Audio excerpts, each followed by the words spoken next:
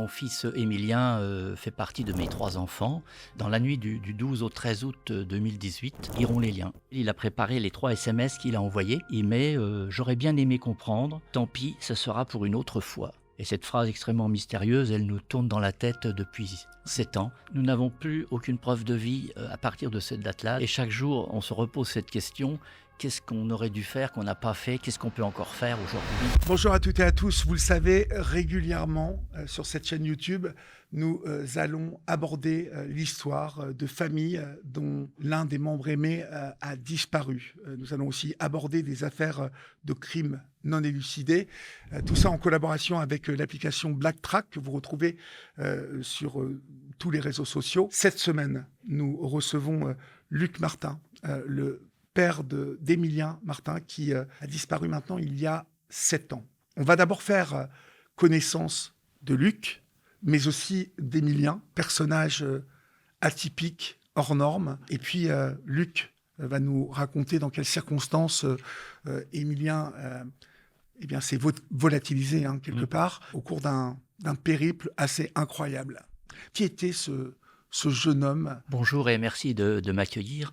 Mon fils Émilien fait partie de mes 3 enfants et il a donc aujourd'hui 38 ans. Il a toujours été un petit peu original, toujours un esprit extrêmement curieux. Il a énormément lu pendant toute son enfance. Il a dévoré des tonnes de livres de toutes sortes et c'est ainsi qu'il a d'ailleurs fait des études de lettres. Il a donc 2 masters en lettres. Il a fait 9 années d'études après le bac. Donc c'est vraiment, on peut dire, un lettré. Et d'ailleurs, amoureux des belles lettres, puisqu'il a créé un réseau d'amis. Il a participé à un réseau d'amis, la Marmotte qui tousse, qui se trouve sur Internet. La marmotte qui tousse. La Marmotte qui tousse, oui. Oui. Ça regroupait un ensemble d'amoureux de l'écriture et qui ont fait des choses extraordinaires. D'ailleurs, je les ai reçus à la maison pendant toute une semaine et c'est vraiment une très belle jeunesse, des gens tout à fait passionnants. Donc Émilien a toujours aimé l'écriture à tel point que je me souviens qu'à l'école maternelle, dans ses premières années d'écrit, l'enseignante avait demandé quel métier vous aimeriez faire plus tard à l'ensemble des enfants, en précisant bien sûr que il pourrait changer d'avis par la suite, évidemment. Et il avait répondu « Je serai écrivain célèbre et je ne reviens pas là-dessus ». Et je ne reviens pas là-dessus. Avait-il dit, et il avait 5 ou 6 ans, quoi. Et est-ce que cette conviction Oui. a continué de l'accompagner durant toutes ces années? Il a toujours aimé l'écriture, il a toujours aimé la lecture, voilà. Par contre, à l'issue de ses études, il n'a pas trouvé de débouché professionnel au niveau de ce qu'il pouvait prétendre. Il a trouvé quelques petits boulots alimentaires pas du tout satisfaisants. Avec 2 masters de lettres Oui. C'est assez étonnant quand même, non? Écoutez, voilà, on est sur la région nancéenne et il n'a pas trouvé à ce moment-là. Voilà. Que voulait-il faire? Prof, éducateur Je ne sais pas, il était ouvert à toute proposition, on va dire, dans le domaine de l'écriture, quoi. Et ça ne s'est pas concrétisé, voilà. Il a donc eu une amitié aussi avec une jeune femme pendant 6 ans. Il a vécu en couple et il a souhaité interrompre cette liaison. Et puis donc, à un moment, il a formé le projet d'aller découvrir l'Italie. Alors, arrêtons-nous sur cette période-là, parce qu'il y a dans ces 6 années en couple avec cette jeune femme, comme une fragilité qui va naître. Parce que, visiblement, cette liaison n'a pas été évidente pour Émilien. Que diriez-vous qu'elle a provoqué chez lui? Écoutez, je ne sais pas très bien, mais la personne avait un caractère particulier. Je pense que ça peut être ce qu'on appelle une relation un peu toxique, qui l'a peut-être un peu perturbé. Qui lui a fait perdre confiance en lui? Perdre confiance, je ne sais pas, mais enfin, ce qui est sûr, c'est que c'est lui qui a souhaité interrompre la liaison, quoi. Voilà. Et donc, passer à autre chose. Est-ce qu'il en parlait à soit votre épouse Nous les recevions régulièrement, bien sûr. Et quelle relation avait-il avec son frère et sa sœur? Est-ce que ils étaient un peu intimes? Est-ce qu'il s'ouvrait un peu? Alors il était très proche de sa sœur, un peu moins de son grand frère qui lui n'était pas du tout orienté littérature, mais plutôt agriculture. Il travaille dans le domaine agricole. Et donc, je pense qu'ils n'avaient pas d'atome crochu spécialement, quoi. Donc, Émilien, à la sortie de ces 2 masters, finalement, ne se trouve pas professionnellement. Mm. C'est de là que va émerger ce projet, comment l'appelleriez-vous, une sorte de pèlerinage, Oui. de... Bah, il voulait partir ailleurs, découvrir et avoir une certaine liberté, quoi. Hein. Mhm. Donc, il le disait d'ailleurs qu'il avait envie de changer d'air. Et donc, c'est comme ça qu'il a appris l'italien sur les différents sites internet. Et il est parti chez une amie au nord de la région parisienne. Et depuis là, il est donc parti à pied en direction du Talon de la botte italienne. Donc c'est un voyage qui a duré 7-8 mois, où il a fait de superbes rencontres. Un voyage qu'il avait énormément organisé, puisqu'il s'était procuré toutes les cartes de GR et d'itinéraire. J'ai ici la Via Francigena, qui est donc la voie des Français. C'était le sentier emprunté par les pèlerins qui voulaient se rendre à Rome. Oui. Et donc, il voulait, bien qu'il ne soit pas très porté sur la chose religieuse, hein, il voulait entreprendre ce chemin et prolonger jusqu'à Lecce, donc tout à fait l'extrême sud-est de l'Italie. Et en recherchant les itinéraires, une anecdote, la traversée de la Franche-Comté, l'itinéraire n'était pas encore figé et la communauté de communes était en train de finaliser l'itinéraire. Mhm. Et ils lui ont dit, écoutez, à telle date, nous inaugurons le nouveau sentier. Et il a pu se synchroniser pour arriver le jour de l'inauguration avec son sac à dos de 16 kilos. Et donc, il a participé à l'événement puisqu'il était presque le premier Le randonneur premier à fouler sur ce sentier-là. Oui. D'accord. Donc déjà une première belle rencontre, mais tout le long de son trajet, c'est une succession de rencontres de toutes sortes. Souvent, il a fait des haltes dans des coopératives maraîchères, des cercles écologiques agricoles, au travers de la Suisse. Et puis plus tard en Italie. Mhm. Alors, n'allons pas trop vite, justement, on va revenir sur son périple. Mm. Mais est-ce que vous vous souvenez dans quelles circonstances il vous annonce ce périple, justement? Est-ce que ça vous a inquiété? Bien sûr, ça nous a inquiétés, notamment sa maman, hein, mon épouse. On s'est dit, mais qu'est-ce qu'il va faire? Enfin voilà, nous, on avait envie qu'il fasse comme ses frères et sœurs, qu'il trouve une activité et puis qu'il puisse organiser sa vie et trouver son équilibre. Voilà, visiblement, le chemin était un peu plus compliqué pour lui. Donc oui, ça nous a inquiétés, bien sûr. On a le sentiment que c'est à la sortie de cette relation que il s'est un peu abîmé, qu'il a un peu perdu confiance en lui, parce que il y a dans ce projet quand même quelque chose de très solitaire. Marcher sur les chemins et parcourir plusieurs milliers de kilomètres. Ça n'est pas commun comme projet. C'est très solitaire, d'autant que, je vous dis, il avait énormément de réseaux d'amis, de connaissances, très riches et diversifiés, quoi. Hein. Ses amis se sont inquiétés aussi de cette décision? Est-ce que... Bon, ses amis, non, parce qu'ils avaient aussi leur propre parcours, parfois original. Hein. Il y en a une qui était enseignante à Moscou, il y en a qui avaient différentes activités. Non, ses amis, je pense pas. Curieux de voir son voyage et qui pensaient aussi peut-être le rejoindre, faire un petit bout avec lui. Oui. Ah. Bon, c'est plus vous, parents, qui êtes inquiets à l'idée qu'il se retrouve C'est sûr sur des sentiers. Mon épouse et moi, oui, on était un peu inquiets, oui. Bon, cette inquiétude, j'ai pas l'impression qu'Émilien se soit senti très concerné, puisqu'il il se décide quand même à partir. Ah oui, non, mais il était très exalté et très Déterminé. Donc, la recherche des cartes, le choix du sac à dos qui ne devait pas peser 16 kilos. Donc, chaque composant était pesé, calculé. Enfin, une organisation extrêmement méticuleuse qui est quelque part rassurant pour nous. Hein. Ouais. Voilà, donc, une tente aussi. Une tente, oui, donc il était en autonomie complète. Hein. Oui, parce qu'il avait vraiment le projet de dormir soit chez l'habitant quand c'était possible, mais la plupart du temps dehors. Il était autonome, oui. Oui. Alors, vous vous souvenez du jour où il vous annonce le projet avec l'itinéraire? Pas précisément, mais en tout cas, je me souviens que ça nous a inquiétés, oui. Ouais. Il part quand exactement? Alors, la date du départ, vous vous souvenez à peu près? Alors, faut pas me demander trop les dates, moi, mais il est parti en août-septembre 2017. Septembre 2017, Septembre exactement. 2017. Hein. Excellente mémoire. Merci. Et avec un objectif qui l'inquiétait, c'était le passage du col du Grand Saint-Bernard, Oui. où il voulait passer avant la fin octobre à cause du risque d'enneigement, hein, et parce qu'il voulait être 100% à pied, quoi, hein. Pas de transport en commun, pas de stop, pas de train. Non, c'est Voilà. vraiment à la dure. Oui.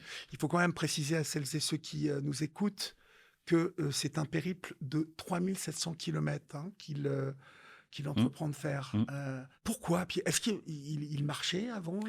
Écoutez, quand ils étaient enfants et qu'on les emmenait promener à la campagne, c'était toujours des crises pour marcher. Et Mais à part ça, vous pas n'avez son jamais vu...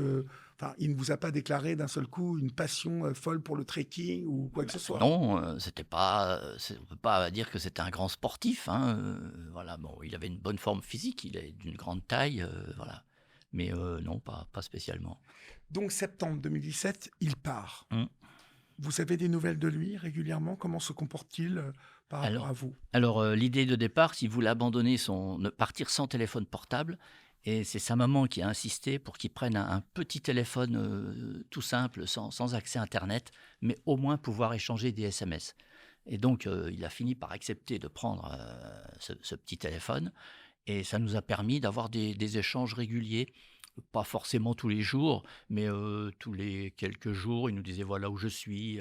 Voilà. Alors moi j'avais des cartes et je suivais un peu son itinéraire pour voir où il en était. Et c'est ainsi que après l'inauguration du sentier de Franche-Comté, là, nous l'avons retrouvé à Besançon. On a passé un après-midi ensemble, on a mangé et voilà. Et en fait c'est la dernière fois qu'on l'a vu.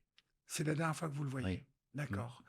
Donc, il va traverser les Vosges. Il ne traverse pas les Vosges, il passe au sud, donc au travers je dirais Bourgogne-Franche-Comté, quoi. Oui. Mm. Il va passer par Bâle.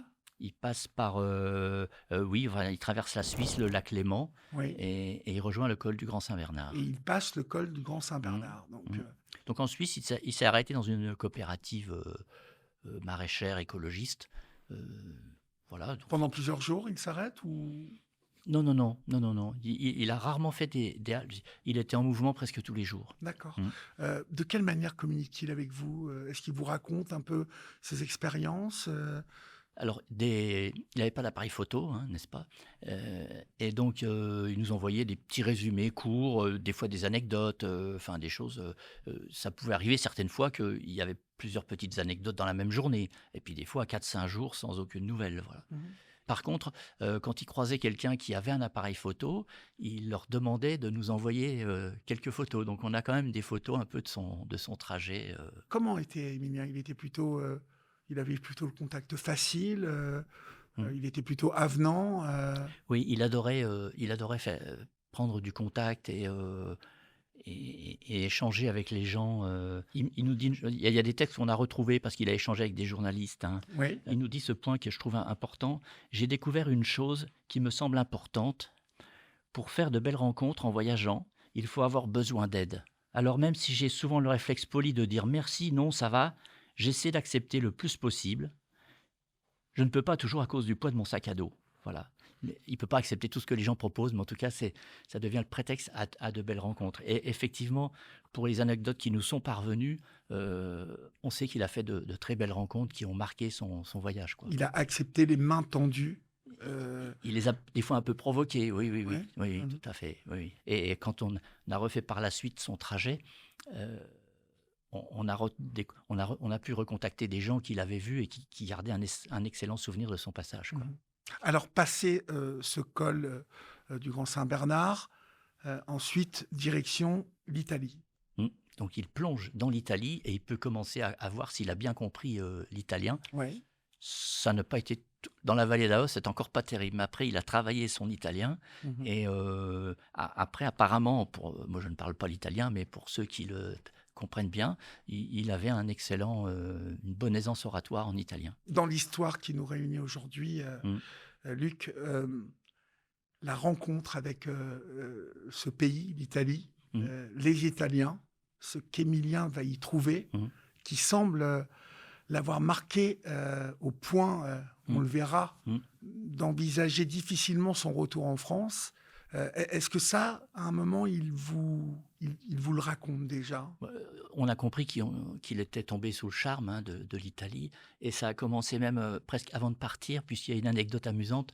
À Milan, il a contacté une société qui fournissait des cartes d'état-major détaillées pour les chantiers de randonnée. Oui. Donc, il passe commande avant de partir de différentes cartes. Il y a une erreur de livraison, donc il essaye de les recontacter. Et la seule personne qui parle un peu français dans cette société, c'est la comptable de l'entreprise. Et donc la comptable discute avec lui, finalement il sympathise, et elle lui dit: quand tu viendras chez moi, quand tu viendras à Milan, tu viendras dormir chez moi. Et effectivement, il a logé chez cette personne que nous avons rencontrée par la suite d'ailleurs. Oui, parce que nous le verrons, vous avez refait pratiquement tout le chemin pour trouver des indices, en tout cas essayer de comprendre ce qui était arrivé à votre fils.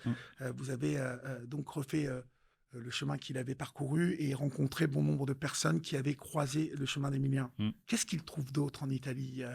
Une autre manière de voir les choses? Parce que les Italiens, je connais bien les Italiens, pour avoir travaillé avec eux, ils sont radicalement différents de nous. Bon, comme les Belges. Je suis à moitié belge en plus. Donc, je trouve que les Belges sont, par exemple, vous voyez des gens, je trouve de manière générale très différents de nous. Ils sont bien élevés, souvent beaucoup mieux élevés que nous, et beaucoup moins prétentieux. Donc, ce qui donne un rapport tout de suite beaucoup plus facile, beaucoup plus, vous voyez, direct. Est-ce que vous sentez qu'Emilien adhère tout de suite à l'Italie et aux Italiens? Il a été surpris par l'accueil des Italiens. Il pensait pas, lui, il pensait être dans sa tente tous les jours, et il s'est rendu compte qu'il avait des tas d'opportunités d'être accueilli chez les gens.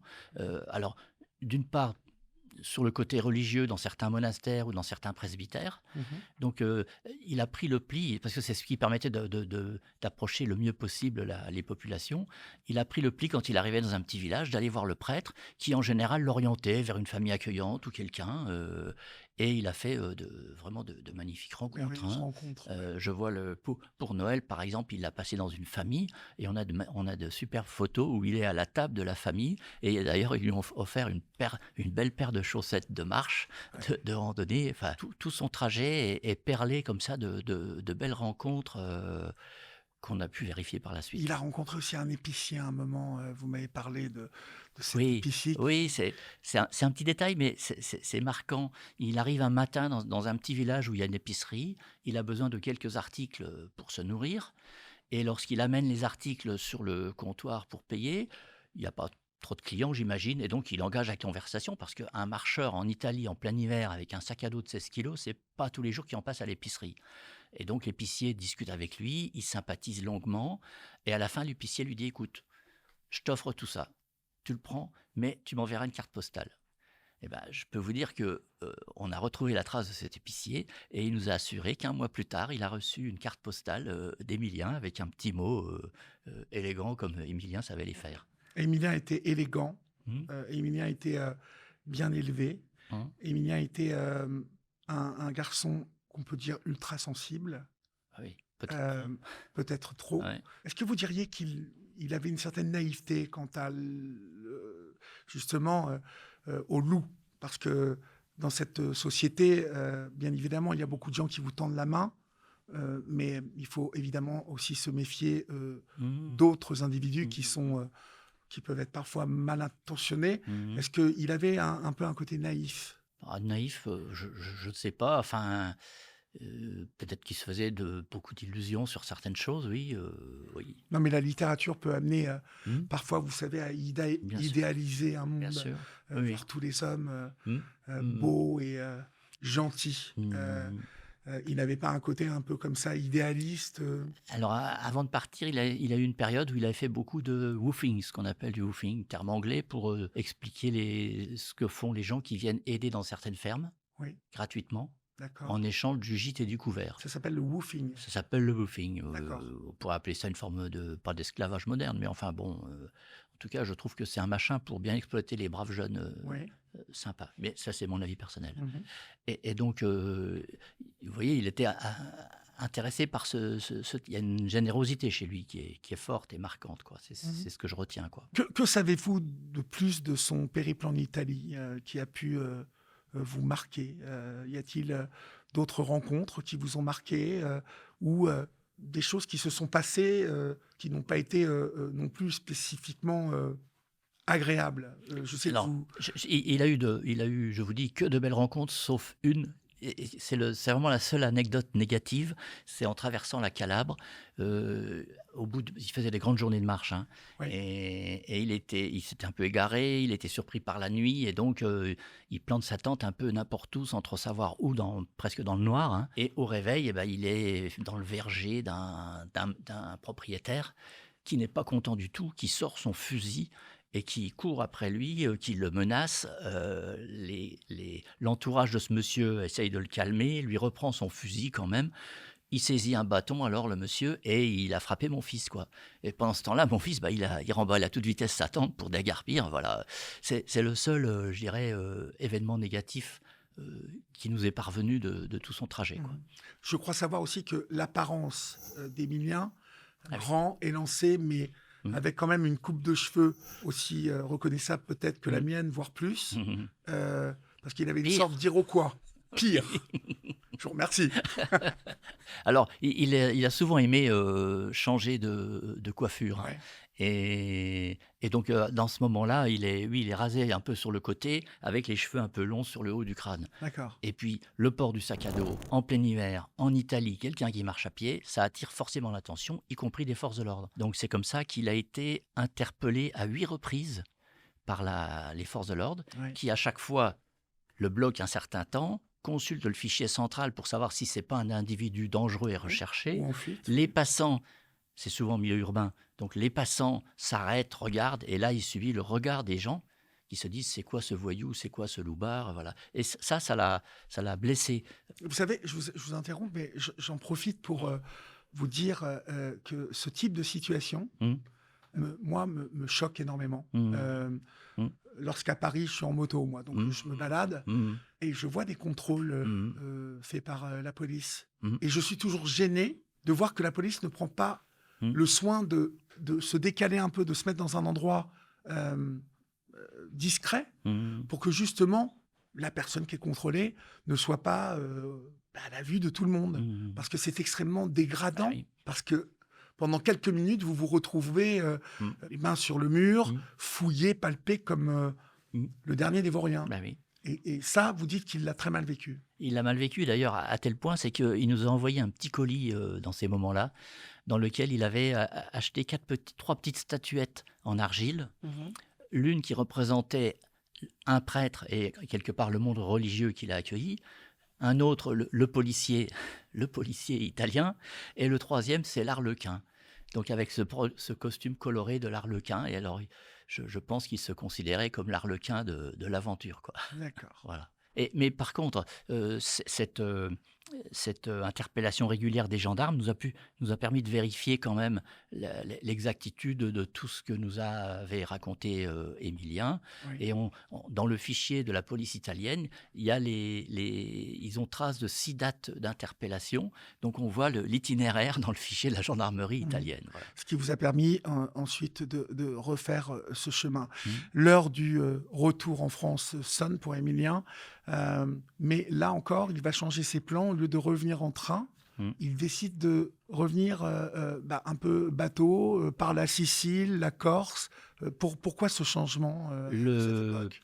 Le projet initial, c'était d'aller à l'extrémité du talon de la botte italienne, c'est-à-dire à Lecce. Et je peux vous lire ce texte qu'il avait transmis à une journaliste italienne pour raconter un peu son périple. Avant de partir, je n'avais pas de plan pour la suite. Absolument rien. Je voulais m'asseoir sur la plage pendant 3 jours et penser « J'y suis. Qu'est-ce que je fais maintenant ?» Bordel, excusez-moi. Nous sommes restés 1 semaine vers le Cas, avec son chien, chez les gars du coin. Et puis j'ai voulu rentrer à la maison, en fait chez mes parents, en Lorraine, car je n'ai pas vraiment ma propre maison. Mais pas en transport, car j'avais encore un peu de feu aux pieds. Qu'entendait-il par « j'avais un peu de feu aux pieds » L'envie de marcher encore, Oui, et de ne c'est pas ça. terminer l'aventure. J'avais quoi, hein. encore envie Oui, de oui, parcourir des kilomètres comme ça. oui. Donc c'est là qu'il transforme son projet. Et donc au lieu de revenir en train, par exemple, il repart, suivez-moi bien, du talon de la botte italienne Ouais. vers le gros orteil, juste Oui. en face de la Je Sicile. vois. Là, il trouve un moyen de transport bénévole pour rejoindre la Sicile. Mhm. Il traverse la Sicile, à nouveau un bateau entre la Sicile et la Sardaigne, la traversée de la Sardaigne, la même chose pour rejoindre la Corse, la traversée de la Corse, et depuis la Corse, il arrive à Marseille. Mhm. Si je vous ai posé toutes ces questions sur Émilien, c'est qu'il me semblait important de connaître Émilien parce que je trouve qu'Émilien, c'est le visage de beaucoup de jeunes aujourd'hui. Mm. Beaucoup de jeunes qui ne trouvent pas leur voie, un peu perdus, et qui, à travers ce type de projet, sont en quête de quelque chose, sans savoir vraiment ce qu'ils recherchent. Et je pense qu'Émilien misait beaucoup sur cette expérience, en même temps que le retour en France semblait l'angoisser énormément. Mm. Alors, pendant son trajet, il a rempli des petits carnets de notes. Et chaque fois qu'il avait fini une région ou fini un carnet, il nous les renvoyait il renvoyait par la poste les cartes et il nous renvoyait les carnets. Ouais. Donc on a comme ça récupéré tous ces carnets et on a un certain nombre d'impressions de voyage. Et notamment, à un moment, il explique que le retour est un petit peu compliqué pour lui parce que finalement, il a le sentiment d'avoir voulu fuir quelque chose Oui. et qu'il va retrouver ce qu'il a voulu fuir. Mhm. Voilà. Et c'est là que l'affaire commence à se compliquer. Il le décrit, cette chose qu'il il a fui. Il a Non fui pas- la France, il a non fui pas une sorte vraiment, de mentalité, non? Oui, peut-être. Est-ce qu'il ne se sentait pas à l'aise dans son milieu? Enfin, je ne sais Pas pas. à sa place. Ça reste un mystère pour nous et c'est la question qu'on se pose tous les jours, quoi. En tout cas, à Marseille. Mm. Il va passer quelques temps à Marseille. Mm. Il va même y faire la rencontre d'une amie, ou alors il ira retrouve- chez une amie qui... Il retrouve une connaissance, une amie, Mhm. avec peut-être qu'il nourrissait quelques espoirs, mais en tout cas, ça ne s'est pas concrétisé. Voilà, il reste quelques jours. Il échange avec moi. Je me souviens encore qu'il me parle de ses projets. Il recherchait les itinéraires pour remonter vers la Lorraine. Est-ce qu'il passait par le Massif central? Est-ce qu'il passait par les Alpes? Enfin voilà, il était sur ces réflexions-là. Donc il était dans une décision de vraiment revenir en Lorraine. Tout était tout était cohérent, quoi. Voilà, tout était dans la logique. Il y a encore une histoire un peu d'amour là, à ce moment du périple. Oui, mais un amour qui était peut-être à sens unique. En tout cas, Oui. l'aventure a tourné court, apparemment. D'accord. Oui. Il avait un petit chien ce chien en fait était italien, Alors, je crois. Oui, une chose que j'ai oublié de dire, pendant ce grand trajet, donc qui finalement dure 11 mois, hein, il avait espéré avoir beaucoup des visites d'amis qui le rejoignent quelques jours, faire des bouts de marche. Oui. Ses amis ont tous eu ce projet-là, effectivement, et nous-mêmes, on espérait aussi le retrouver. Et puis, à notre grand regret, personne n'a pu... Et puis, comme il était en mouvement tous les jours, c'était un petit peu compliqué.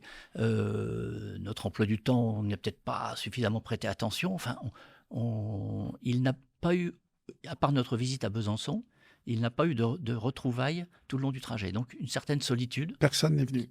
Personne n'est venu. Par vous. Personne n'est venu. Il a eu des tas d'échanges, bien sûr, par Internet, mais personne n'est venu. Et à un moment, il y a eu, je pense, une certaine solitude.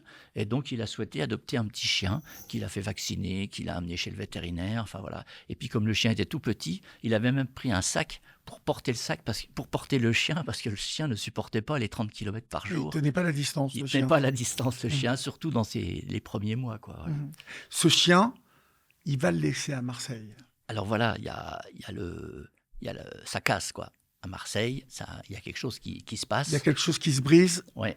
avec cette relation qui Ouais. semble ne pas aboutir.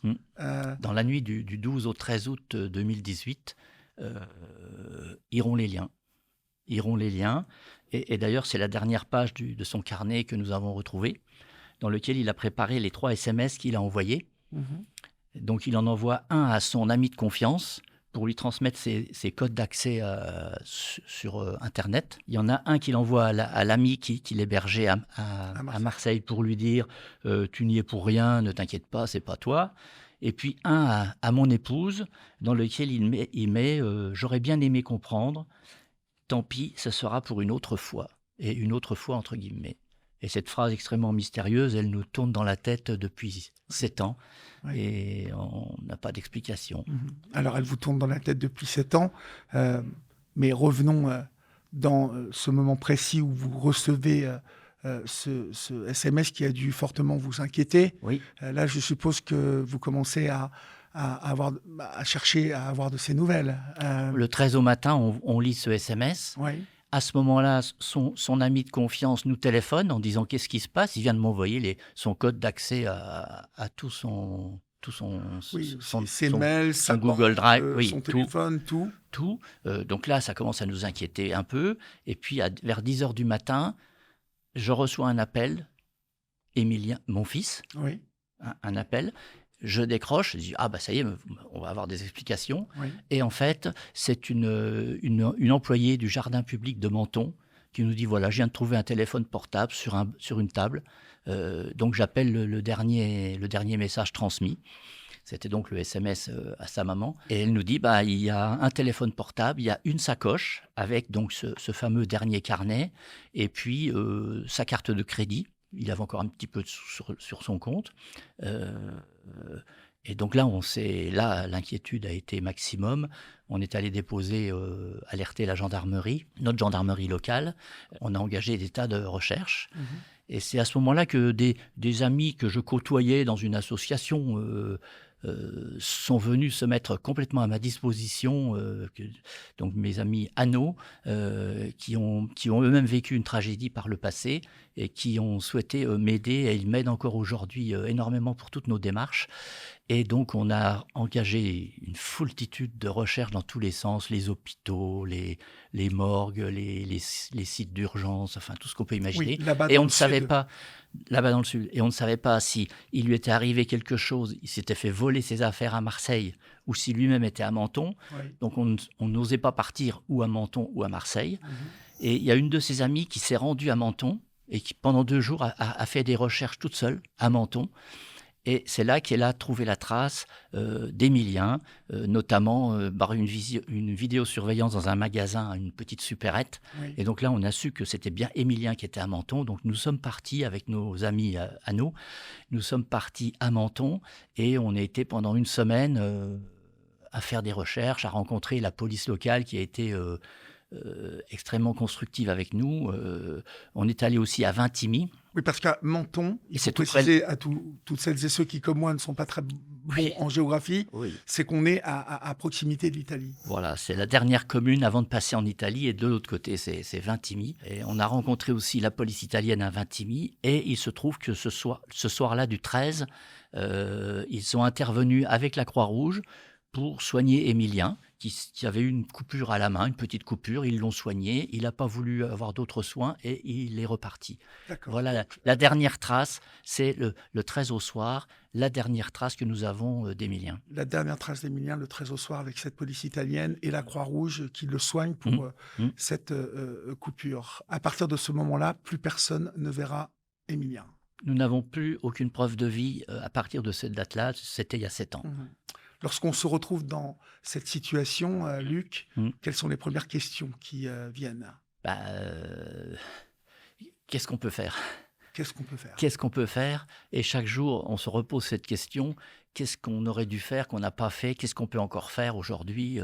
Voilà. Et on est toujours en recherche Bien sûr. de nouvelles hypothèses. Parce que, à l'inverse de certaines histoires qui, dont un faisceau d'indices porte vraiment à penser que il y a la mort au bout du chemin, toute l'histoire d'Émilien peut nous porter à penser que ce garçon est fortement capable de tout larguer et de partir la truffe au vent en Italie, oui, c'est clairement, oui. avec l'intention de disparaître des radars.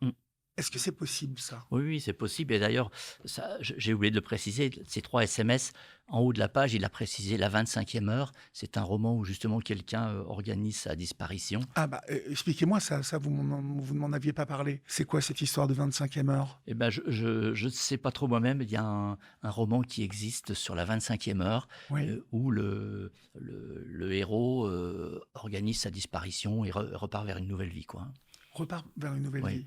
vie. Et il évoque cette 25e heure dans quel terme, en fait? Rien, c'est juste le titre. C'est juste le titre au-dessus des 3 SMS. Le dernier jour. D'accord. C'est très énigmatique. Hein. C'est très Oui. énigmatique, mais c'est très porteur d'espoir quand même. Oui, oui, oui, oui, oui. Parce que, bien évidemment, oui, je suppose oui, que oui. vous avez pensé au suicide Bien sûr. très vite. On a tout imaginé, tout. Et le fait il rompt à Marseille Oui, et on le retrouve encore à Menton-Vintimille, il est en mouvement. oui. Donc il va vers quelque Il y a un chose. but. On sait qu'il a été séduit par l'Italie, Oui, notamment les communautés agricoles écologiques. oui. Euh, Dans lesquels on peut très bien vivre aujourd'hui oui, sans que oui, nulle âme oui. ne connaisse notre existence. On est allé en découvrir quelques-unes. Elles sont au milieu de friches et de forêts complètement impénétrables, sans électricité. Enfin, Justement, on va en parler parce que ça Oui. fait partie aussi de Oui. ce pourquoi nous sommes là Mm. aujourd'hui. Mm. Vous avez remué ciel et terre pour retrouver Émilien parce que vous êtes intimement persuadé qu'Émilien est vivant. Mm. Et je partage ce sentiment. Mm. Maintenant, on le sait, et c'est pour ça qu'on est là aujourd'hui. Mm. C'est pour demander de l'aide à vous qui nous regardez, à vous qui connaissez peut-être des Italiens, qui, comme moi, voilà, par le football, j'ai beaucoup de connaissances italiennes, et je sais que beaucoup d'Italiens sont amenés peut-être à regarder cette vidéo. Mm. Et puis, dans le monde entier, puisque YouTube a au moins cette capacité de pouvoir être visionné partout. Mm. C'est une forte éventualité qu'Émilien ait pu choisir. Je ne sais pas, j'essaie de me mettre à sa place. Mm. Je fais 3700 km. Tous mes amis m'avaient promis de venir. Mm. Aucun n'est venu. Mm. Je découvre l'Italie et sa bonne humeur, tout ce qu'il vous a rapporté de l'Italie et des Italiens. Mm. Et puis le retour en France paraît à nouveau s'accompagner d'une rupture, en tout cas d'un échec, d'un nouvel échec sentimental. J'aime beaucoup Marseille, mais on ne va pas dire que c'est le premier point de chute que je choisirais en revenant d'un voyage qui m'a enchanté. Marseille est une ville difficile, surtout quand on marche dans la rue, enfin quand on est dans les conditions dans lesquelles était Émilien. On peut penser que le choc de retour en France a été terrible. Est-ce que d'ailleurs vous avez un ressenti de ça, d'Émilien? Il nous l'a dit lorsqu'il est passé de Sardaigne en Corse. Il nous a dit « je suis retombé dans le français ». Je suis retombé dans le français. Oui, et c'était une déception. C'était, voilà, il avait quitté ce monde italien qu'il avait adoré, quoi. Et il l'a pas bien vécu, quoi. Ouais. Ça aurait pu être déjà une première alerte pour nous, quoi. C'est vrai que ces deux pays sont radicalement différents. Alors, plus de traces d'Émilien depuis 7 ans. La Croix-Rouge ce soir-là, la police italienne. Vous avez remué ciel et terre. Et vous avez refait le chemin d'Émilien. Qu'est-ce que vous avez compris d'Émilien, découvert? Déjà, on a synthétisé tous les éléments en notre possession, c'est-à-dire tous les retours, tout ce qui était dans ses carnets. Il y avait des contacts, il y avait des SMS, il y avait les gens qui nous ont transmis des photos, on a pu retrouver leur numéro. Donc on s'est fait un tableau de tous ces contacts, on a envoyé des messages de diffusion, on a envoyé un tract de recherche qui est en italien et en français. Ouais. Et à ce moment-là, notamment, on a été contacté par la comptable de la société qui vend les cartes de sentiers de randonnée à Milan. Oui. Et elle a elle-même contacté la chaîne de télévision italienne qui s'appelle le Cilavisto sur la Rai. C'est une émission extrêmement populaire en Italie parce que les Italiens adorent ces... Cilavisto est depuis des années Oui. très, très populaire. C'est qui l'a vu, Cilavisto. Et finalement, c'est notre perdu de vue à l'italienne. C'était l'appel à témoins, en fait. Vous avez participé à cette émission? Alors, non, le journaliste a souhaité nous rencontrer. Oui. Et pour ne pas venir en France, il nous a proposé de venir à Milan. Et donc, cette jeune femme nous a reçus chez elle. Oui. Elle a dormi dans le canapé pour nous laisser sa chambre à coucher. Elle nous a dit « Chez moi, vous êtes chez vous ». On ne la connaissait pas. Elle avait juste rencontré Émilien et vendu quelques cartes. Voilà, donc c'était pour vous dire un peu l'impression. Donc le journaliste a fait cette émission. On lui a transmis certains éléments, y compris la vidéo d'une petite chaîne régionale qui avait interviewé Émilien lors de son passage, où il parle en italien. Et apparemment, l'émission a intéressé le public italien. Et de ce fait, en janvier suivant, nous avons décidé avec mon épouse de refaire tout le trajet d'Émilien pour repasser voir les gens. On a été conviés par la chaîne sur le plateau pour une émission le soir. Et il y a eu énormément d'appels, des signalements possibles. Enfin voilà, en tout cas, ça a fortement mobilisé le public italien, mais sans retombées concrètes, quoi. Mais vous voyez, en vous écoutant, vous me parlez de cette femme qui à Milan vous accueille, qu'Émilien a rencontrée. J'ai le sentiment qu'Émilien, lors de son périple italien, a fait des rencontres de ce type extrêmement riches, extrêmement fortes en preuve vous voyez, d'amitié, de respect, d'amour, qui finalement, au bout d'un moment, ont peut-être été en opposition avec tout ce qu'il avait vécu en France, tous les échecs qu'il avait vécu en France. C'est un peu le sentiment que ça donne. Et qui donc nourrit la possibilité qu'il ait voulu partir en Italie. Ah oui, oui. C'est un peu notre hypothèse et notre espoir. Alors, on est là aujourd'hui, bien évidemment, pour ça. Mais je sais que vous êtes aussi très... Si Émilien voit cette vidéo, vous avez la volonté qu'il sache que ça n'est pas une traque. Hein. Ah, surtout pas, non, surtout pas. Et juste, vous voulez savoir qu'il est vivant et heureux. Mais je veux dire, on peut parfaitement comprendre qu'il ait voulu changer de vie, qu'il soit dans une autre vie, mais je veux dire, il faut qu'il sache, s'il nous entend, s'il nous regarde, il faut qu'il sache qu'il a tout un cercle familial, il a tout un cercle d'amis, de gens qui l'ont apprécié, et qui voudraient simplement savoir s'il est heureux et s'il est bien. Voilà. Mais libre à lui de conserver la vie qu'il s'est choisie. On sera parfaitement respectueux de ce point de vue-là, quoi. Alors, justement, en fait, en le cherchant, on évoquait les possibilités qu'il soit dans une communauté en Italie. Vous et votre épouse, vous avez fait l'expérience de ce périple et vous y avez découvert la possibilité qu'on évoque. Parce que quand on est parent, on s'accroche aussi à l'idée que son enfant est toujours vivant. Ça, c'est, je pense qu'on l'a tous en soi.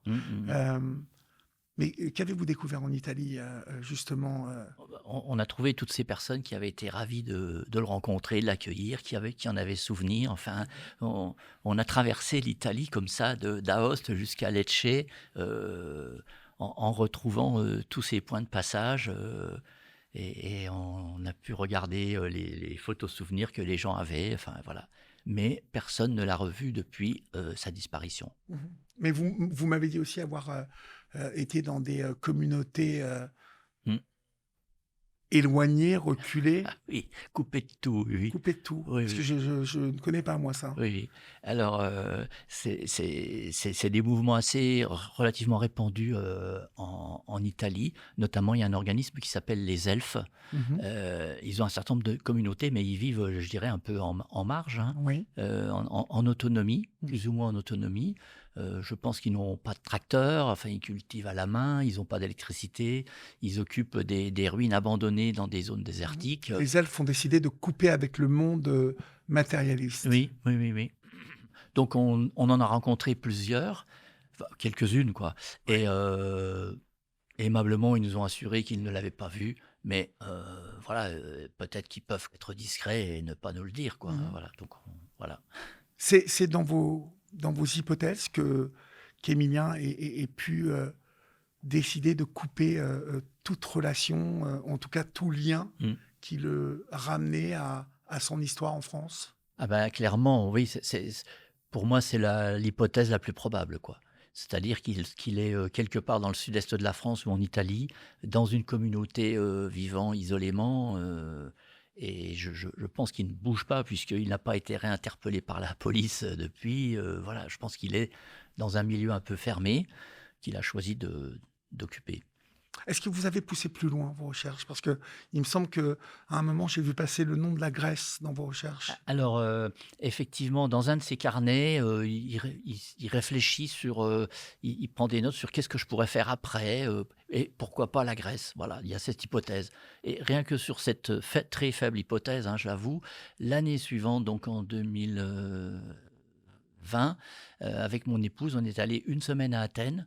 On a été, faire tout un ensemble de démarches. Notamment, on a été, très agréablement reçus par la consul de France qui a été extraordinaire avec nous, qui nous a accueillis, de façon formidable. Oui. Elle nous a même prêté son bureau pour qu'on puisse téléphoner, enfin voilà. Et on a sollicité des associations, d'aide, de recherche. On a aussi contacté, une émission de télévision équivalente à Chilavisto Oui. qui s'appelle, alors je ne sais plus le nom en grec, mais traduit en français, c'est Le Tunnel. Effectivement, peut-être qu'Emilien est dans un tunnel en ce moment. Peut-être que le tunnel, c'était la France? Oui, oui, peut-être, Et peut-être. peut-être Peut-être qu'il qu'il est à est, la lumière? peut-être qu'il est de l'autre côté du tunnel déjà. Exactement. Oui, oui, oui, tout à Mhm. fait. Et En donc, tout cas, son histoire, lorsque j'ai décidé de vraiment que nous nous hum, rencontrions hum, et que vous veniez ici, c'est justement parce que il y a beaucoup d'espoir hum, dans l'histoire d'Emilien. hum, Parce qu'on sent un garçon qui a été, oui, qui a été blessé, hum.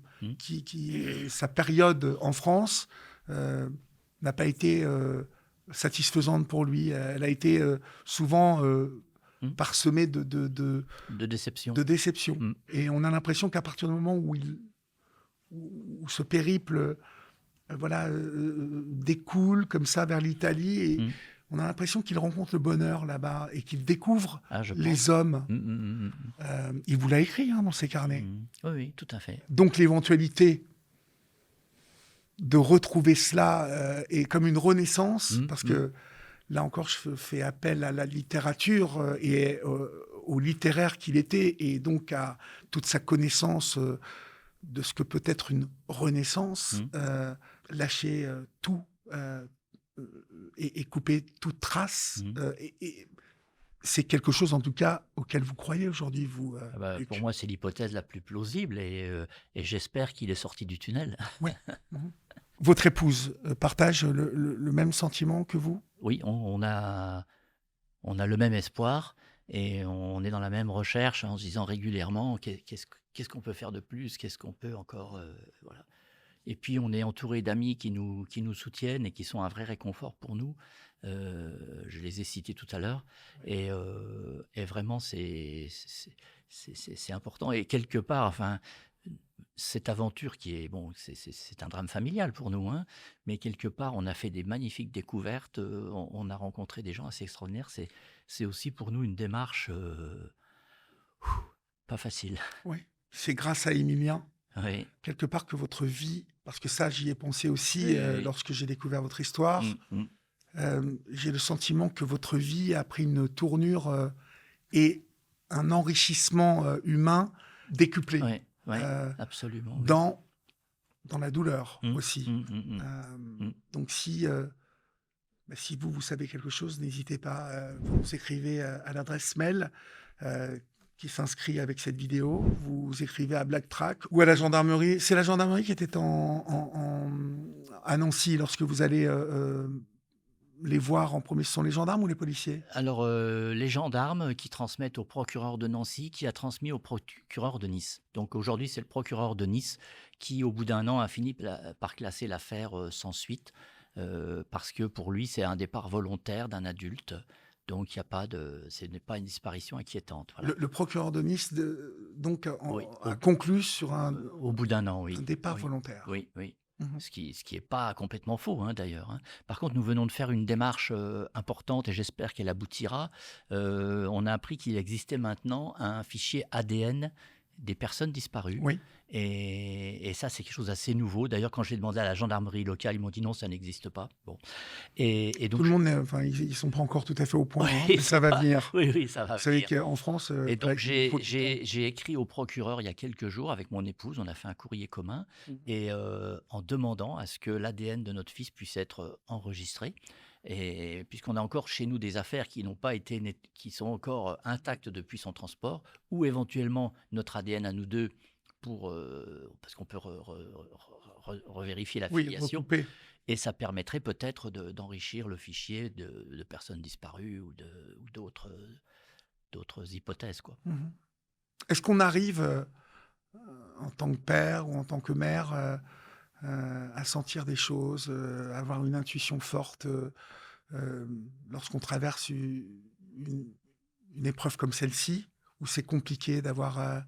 vous voyez, c'est difficile de poser des mots, Mm. mais parfois vous savez, on a une intuition sur quelque chose, comme une certitude, une paix intérieure. Quelle est quelle est la vôtre? Bah, je pense ça fait 7 ans, vous vous rendez compte, je pense qu'il est C'est stabilisé arrêté. quelque part dans un endroit qui lui convient, quoi. Mhm.